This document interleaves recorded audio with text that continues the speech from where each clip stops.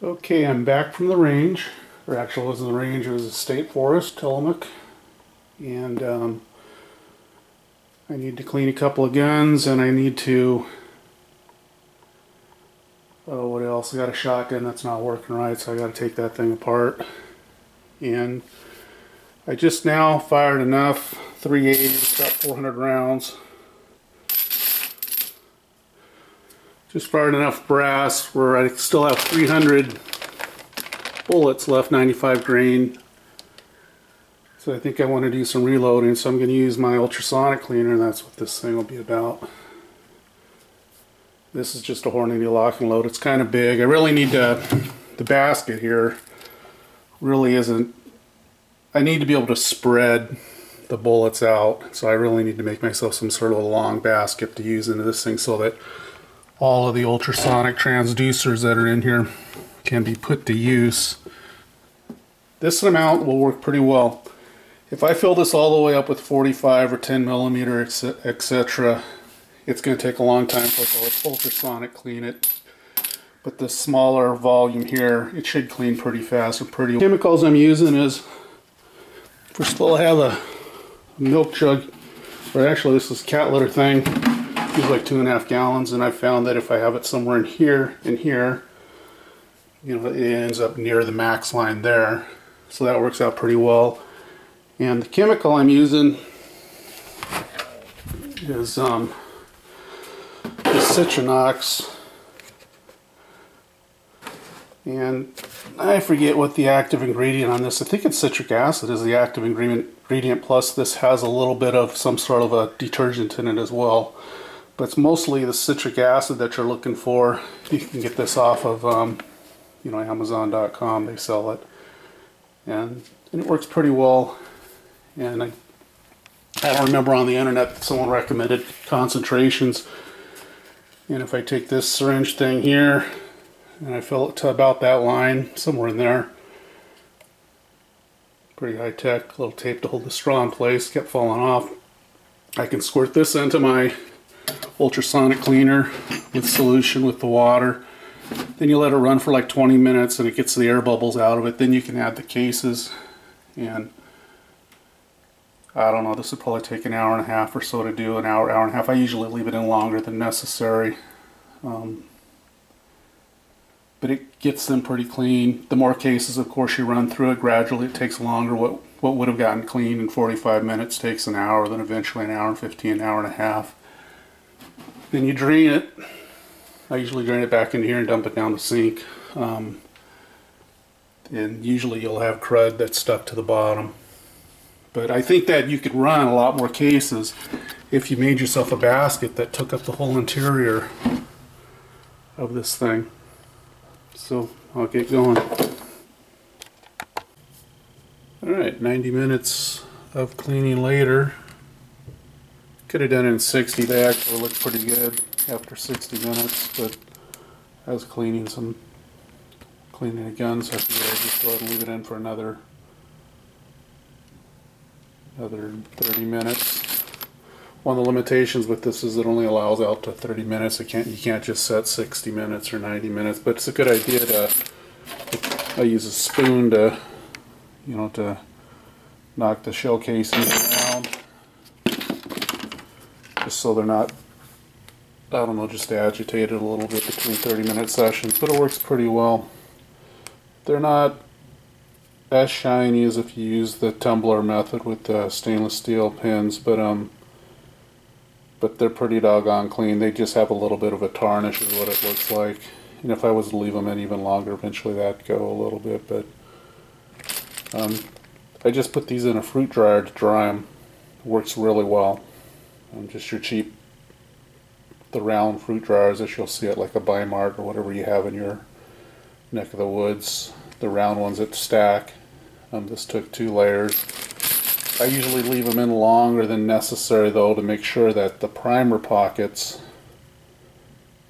the primers, that they thoroughly dry, because I don't know when I'll actually get around to reloading it, but that works pretty well too. I just want to make sure they're thoroughly dry so I don't have any issues with knocking out a primer and there being a little bit of moisture there and putting a new primer in, because I use a progressive progressive press. So anyway, I got 400 cases here. And 300 of these guys. This press is set up for it. And I'll do this in the next day or two, load them all up. That way I can swap the dies out on this one and do something else. I'll also go ahead and dump this back into the cat litter jug.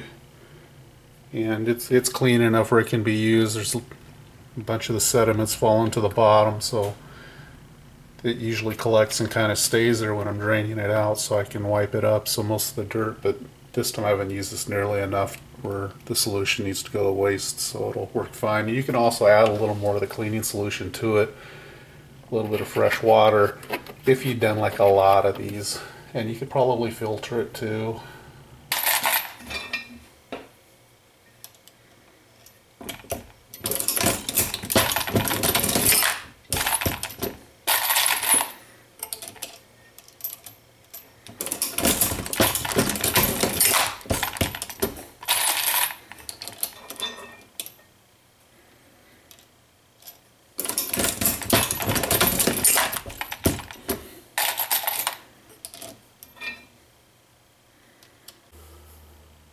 So the cleaning's all done, and I went ahead and drained. It has a heater on it. I don't ever use it, or I don't with cartridges anyway, cleaning cases. But the water, if you're using it for a couple hours, it does get pretty warm in it anyhow, uncomfortable to the touch even. And the little white indentations on the underside have these epoxied to it. This is an ultrasonic transducer. I have another much older tank than this that has one that shattered, and so I'm going to replace it. So the rectangles are probably actually a resistor or something, a resistor that they're using to heat the water. A pretty handy unit. I spent about, I think I showed how much this is, about maybe not even a third full of brass on this one. I'll do like 40 cal all the way to the, just about to the top up here, but it works better if it's a little lower. On the 380 this time, maybe the height was around here. Had it in for an hour. It looked pretty clean. Usually I dig around in it with this to mix them up a bit. This thing for some reason only needs 30 minutes up before you have to come back and restart it. I'm not real sure why they did that. Maybe it can overheat or something. But anyhow, you stir the brass a little bit because you can have a dead spot in there somewhere, and so when you're done, the case on the inside will still be a little bit nasty. The wet media pen tumblers seem to do a much better job of guaranteed the brass is going to be clean. But one advantage with Ultrasonic that I've seen is that it used to be like if I'd use a vibrator with corn cob or something, you know, it doesn't do anything at all about the primer pocket unless you pull the primers. And so the crud in there would hold your primers off. They wouldn't always sit flush. But when you seated them, like here's some stuff I loaded. You know, so when you're, so this is a 380 I just loaded from the batch, this batch, and primers are 100% down on the case, whereas when you used to use the media, the corn media, and then pop the primers, put new ones in, there was enough crud in there to hold the primer off a little bit some of the time, like maybe 5% of the time. So you'd have to go through and sort your bullets with the ones with the nasty primers, just for as kind of like junk. So this is what the polished brass comes out looking like. They're pretty clean, but I did have like a couple of cases, like one actually, what I saw where it was still nice and black and nasty in there, and it was probably just sitting at the bottom of the cleaning basket somewhere that wasn't quite getting the action that it needed. Or who knows, maybe there was a bubble there and it didn't have any water on the inside of it, so that's why it didn't clean at all. That might even be a more plausible reason. This is one that I deprimed like literally 20 years ago. Another one. But the ones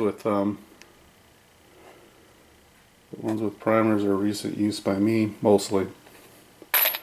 So it ended up being about 280 or so. This is the finished product. That's what they look like. And I did those in an evening. I think I started about 7, and by 9 o'clock I was done with this thing on 285. I do use the this guy here, the Dillon primer tube feeder, and it works so. You do have to, you could say, use some tape in there to hold the plastic down. The guide mechanism, there's videos where people talk about having to tweak it. This thing has several places where it can jam.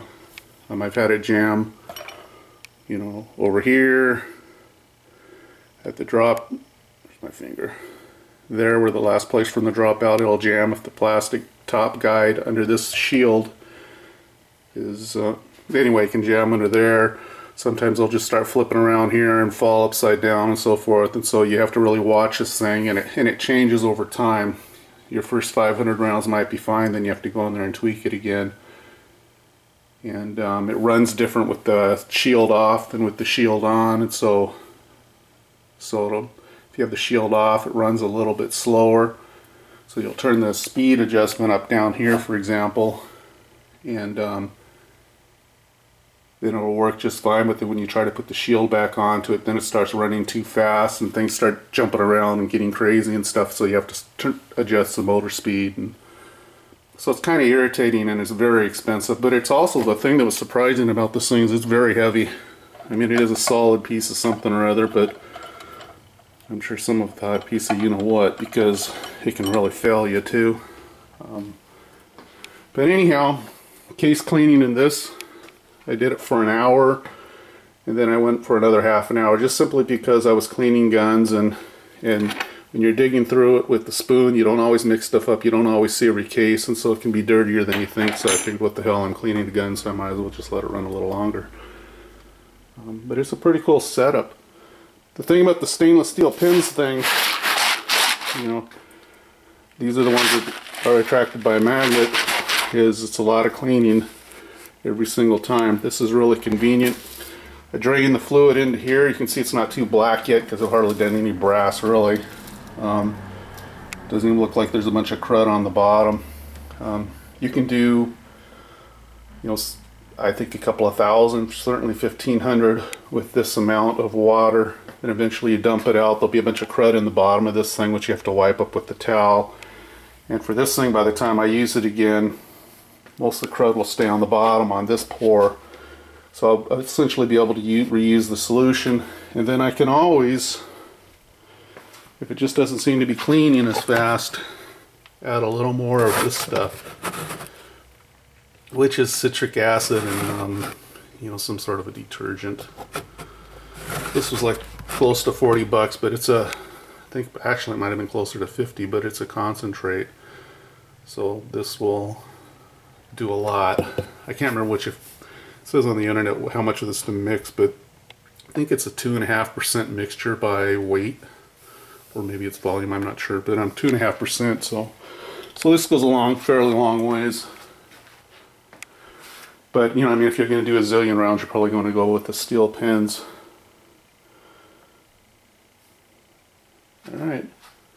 And I haven't had any troubles with this as far as reloading 380. It seems to work fine. There's no, you just use the appropriate power. In this case, it's HP 38, which you can see up there. HP 38, but I also say 231 because it's the same thing as the Win 231. I've had good luck with this WSF stuff too. But I mean, all of it works well if you follow the recipes. So, and some stuff is just much more popular for a particular caliber. So pay attention to that stuff and shop around. Powder's really hard to find, but once you have it, you buy enough of it, you're good for a reasonable amount of time. All right. Thanks for watching.